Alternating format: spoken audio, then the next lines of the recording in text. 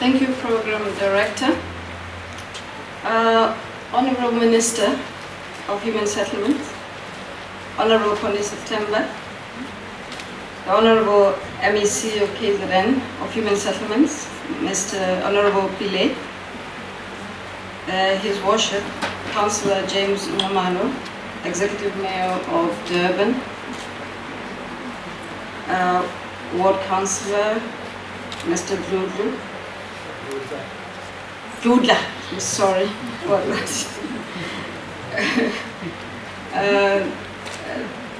Actually, all protocols are observed, and I would like also to recognize my chairperson, the chairperson of SHRA, Ms. Zora Ibrahim.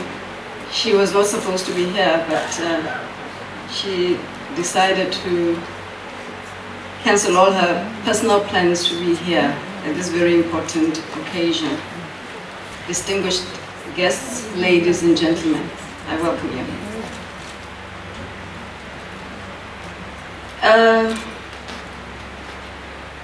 As I have been introduced, I'm the acting CEO of the Social Housing Regulatory Authority. And we all know that the journey of social housing in South Africa began in 1996 under the custodianship of the then Social Housing Foundation. And during that time, the focus was mainly on capacity building, research and policy development.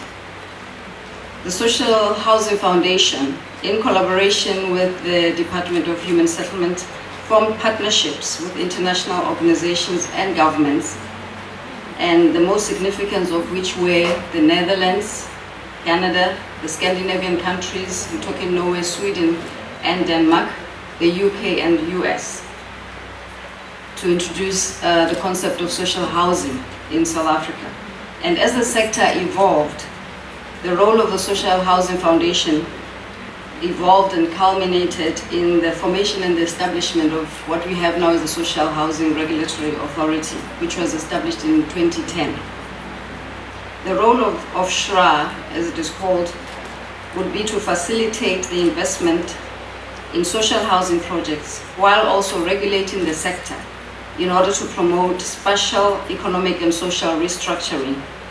And this stemmed directly from the government's mandate to restructure South African cities in order to reverse the legacy issues of apartheid planning, which placed African people and people of color far from the cities, far from schools, far from transport and cities, and all social amenities of life. So in the context of the government's mandate to provide well-located, affordable rental for the underserved market, this project meets all of the government's requirements. The project addresses all of the social housing priorities of restructuring, which are redesigning South African cities to counteract the apartheid planning, and creating access to urban opportunities and bringing our people close to transport, close to schools and social amenities. It addresses the promotion and the integration of different income groups and promoting opportunities for upward economic migration. Also encouraging social integration, promoting safety and introducing all the benefits of a stable and safe accommodation. This is also the only housing program that ensures and promotes the cooperation of all spheres of government, as the project is funded through the provincial institutional subsidy. It is also funded by the restructuring grant from the Social Housing Regulatory Authority, the loan component from the NHFC, and the Metro contributes by providing bulk infrastructure.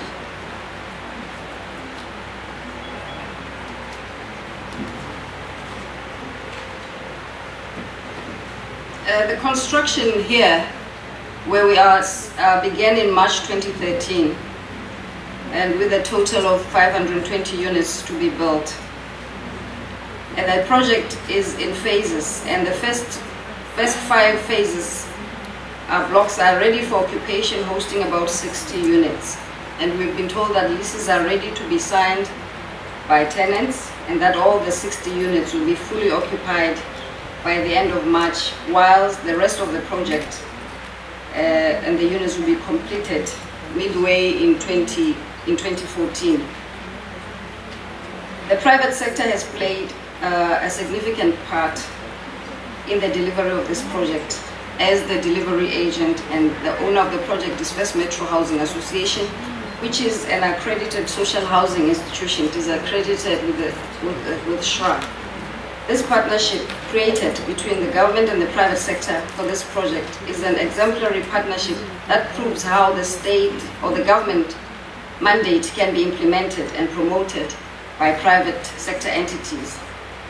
This relationship and this project can only succeed if all stakeholders come together and continue to work well together. Most importantly, the housing institution must ensure that it manages the project correctly, and it must ensure that all tenants get proper tenant education to ensure that they fully understand their responsibilities as tenants, and that they understand the differences between social housing and any other housing programs, so that will actually stop any other problems that could come up in the future if there is that clear understanding of what social housing is compared to other programs of housing. It will alleviate all sorts of problems which usually come up with respect to the issue of tenants.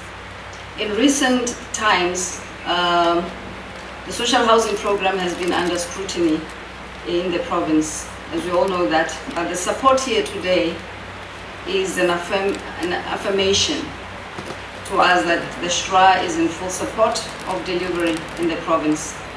We look forward to delivering and launching more projects in the future, and we're looking forward to working with more social housing institutions in the KZN province. I thank you.